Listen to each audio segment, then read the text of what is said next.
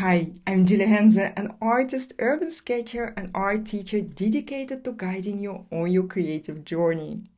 I'm also the founder of Brave Brushes Studio, a membership for amateur artists and urban sketchers that will help you unlock your creativity and find peace and joy in the process.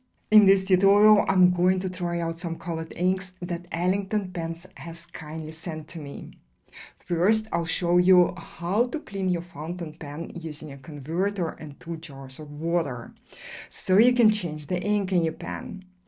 Then we'll do a quick sketch with a limited color palette to test out some of the inks. I find that I get a much better feel for new inks if I do a sketch rather than more abstract mark making. You can sketch along with me using any materials you have at home. So, grab your pen, some smooth paper, and let's get started. Okay, so I've got this box with Ellington Pens cartridges. There are 24 of them. There are 4 at the fountain pen, of course, and there are 6 vibrant colors, as they say on the box. 6 vibrant colors: green, blue, pink, purple, red, and black. And I don't know if black is a vibrant color, but it's also inside the box, so you can see that all these colors are inside the box, and I'm really curious about how they work and what we can do with them, or if I can create the sketch that I plan to make with these colors beautiful and impressive. Okay, so I have 6 vibrant colors, but I'm going to use only 2 colors for this tutorial, for this short overview of colors. And this is because I think it's easier to understand how you work with colors when you start with a limited color palette, like 2 or 3 colors. And I'm going to use a red and a green color because these colors are the complementary colors. They are opposite to each other on the color wheel, and that makes them look interesting, more engaging in our sketches. So when you use this combination of red and green, your sketch usually look more interesting than if you use a different combinations of not complementary colors. Okay, so let's start, but before we can start to draw, we actually need to do something. There is already red color inside this pen. You can see it's very nice and bright. This is the pocket pen, by the way, a very beautiful one, very nice to take with you when drawing on vacation. And here I have a black color inside this. Oh, it's almost empty, but it was black color. The cartridge is empty. You can see that it doesn't work anymore. But before I can replace this cartridge with a green ink, I want to show you very briefly how to clean your fountain pen. And for that we need this converter that comes with every Ellington fountain pen. Usually you can use it for another color of ink. For example, if you have a bottle of beautiful Ellington inks or any other color or brand you prefer, you can put it inside this converter and use the ink that you prefer yourself. You can also use, for example, these inks are not waterproof, but you can put waterproof ink inside these pens. It's very important to clean them, use them regularly and clean them regularly, otherwise there is a chance that the ink dries inside your pen and you will just throw in your pen, and that's not what we want, right? So cleaning is very important. It's actually better to do it in your kitchen, but for our purposes, I think it would work well if I do it like this. So you get some clean water in the converter. So first we need to to make it like this, and then put some clean water, and then you can put it in your pen, in this part of your pen, and start to rotate and get the old ink out of the pen. And this way you can see that even if it looked like it almost didn't work anymore, there is still a lot of color inside this pen. So let's try to do it once again.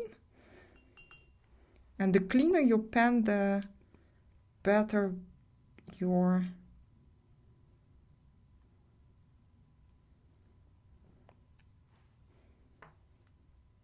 next color will look. And if it's black, it doesn't really matter, because I think whatever the previous color was, for black it doesn't really matter. But if you use yellow, for example, after black, it's not a good idea to put it without cleaning your pen. Okay, I think my pen is really clean. Now I can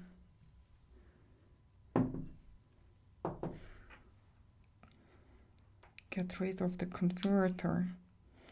It's important to do it somewhere where you are not afraid to create some mess.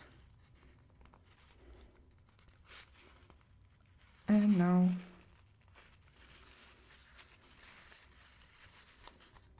I think it will work. It will work well. Okay. We need to wait a little bit until we get this color out of the pen. Okay, now we have this green color. We can go over to our sketch. Apples, and let's draw them. Let's draw them here. And it's just to dry out the pens. It shouldn't be a very perfect sketch or something like that. Absolutely not. It's much more important that you enjoy trying out your pens, trying out your inks. Then that it should be something very, very special.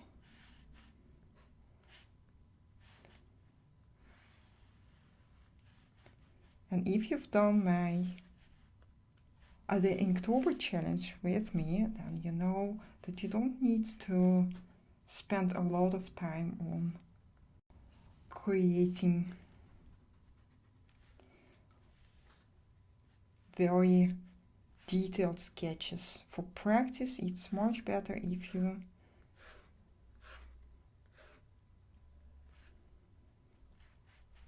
take time, but more often, to create quick sketches than you spend hours and hours on one sketch. You learn much more when you draw more frequently, rather than trying to create perfect sketches. Okay. Let's add some leaves.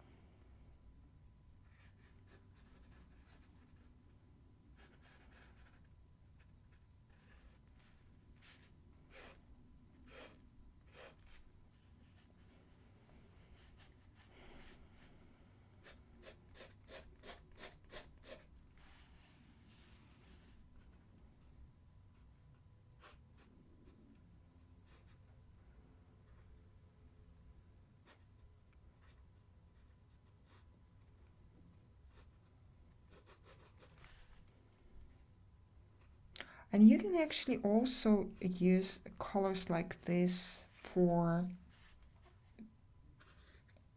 other scenes. I mean, you don't need to use green and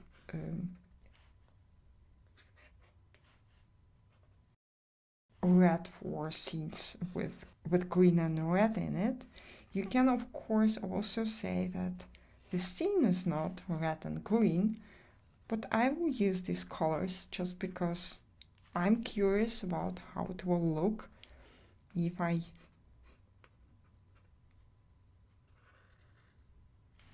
use these colors for colorful reference with maybe 1,000 of colors, but I just use only 2 colors to limit yourself, to focus more on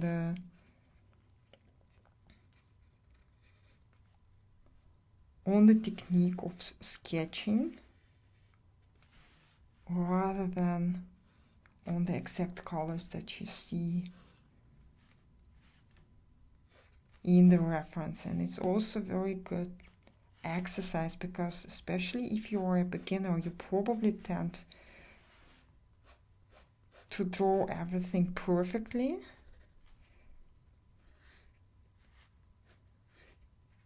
But when you use just a few colors, or I mean not really perfectly in the sense of perfect lines, but more like in the sense of using exactly the same colors as you see in the reference. And usually it's not what makes your sketch look really interesting. It's more boring if you try to use exactly the same colors than if you limit yourself and use colors like these ones, for example, to create a sketch with some hatching and using complementary colors like red and green or yellow and purple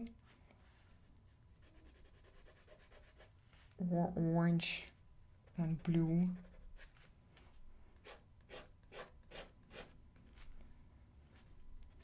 And you can see that we also can add some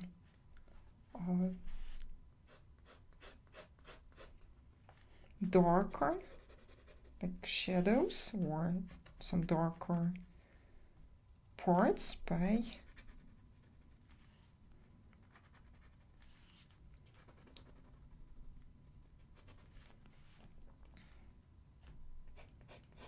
adding more lines or pressing a little bit harder on our fountain pen.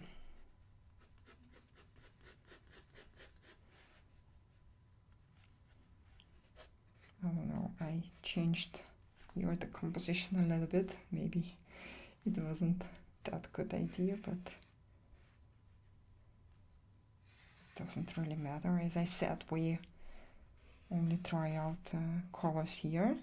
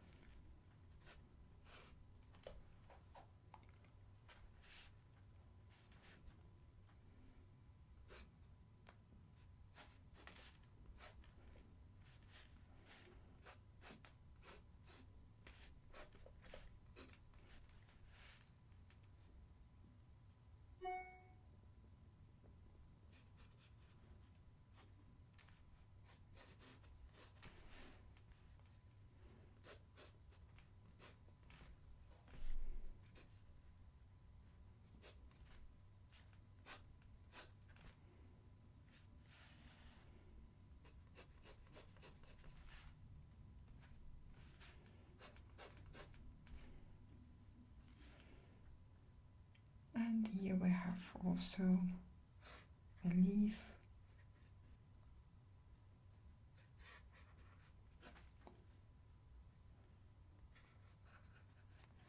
Something like this. Don't need to draw it exactly. It's exactly the same.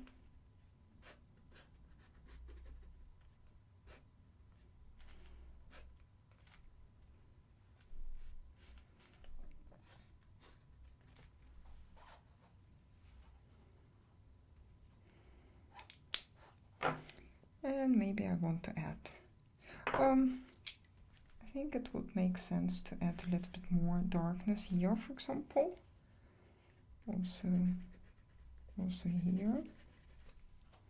And you can see that you also can add shadows, combining these two colors. So these parts are really dark.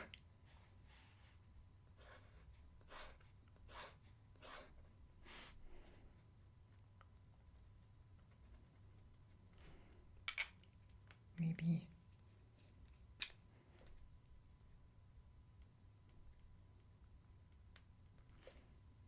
some color here, more green color, and then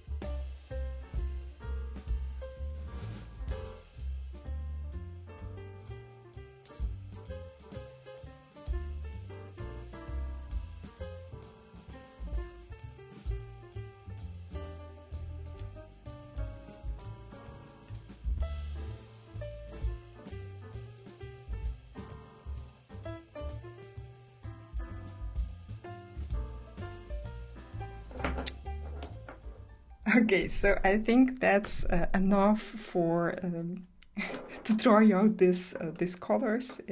They work really great together. Green and red or work actually pretty much always great together, depending on how much green, how much red. But it's a very different story. We have an adventure on color theory in brave brushes, and I explain everything about colors, complementary colors, any other schemes, color schemes that you can use in your sketches to make them look more interesting, more beautiful, brighter, and more expressive. But for this colors to try out the Ellington inks, I have to say that the colors are really great. They look very nice, very vibrant indeed, and the inks feel very, very smooth on paper. My paper is not very, very smooth, but the inks flow really great. So absolutely a great product from Ellington Pens. Let me know in the comments if you've ever sketched with colored inks before. Which other colors from this set would you like to see me try? And if you're interested in learning how to sketch confidently with ink, join us as a member of Brave Brushes Studio at bravebrushes.com. In my month-long course on ink sketching, you'll practice the essential technique you need to sketch with ink without needing to draw guidelines in pencil first. You'll start exploring your own style so that you can create drawings that are dynamic, bold, and full of life. When you join Brave Brushes, you'll also get immediate access to more than 20 other courses on topics such as basics of urban sketching, color theory, and perspective. Each month we'll also have 2 live sketching workshops for beginners and intermediate sketchers respectively, as well as a live Q&A where you can ask for feedback on your sketches. That's all for today. Don't forget to like this video and subscribe to my channel. Happy sketching, guys, and I'll see you very soon.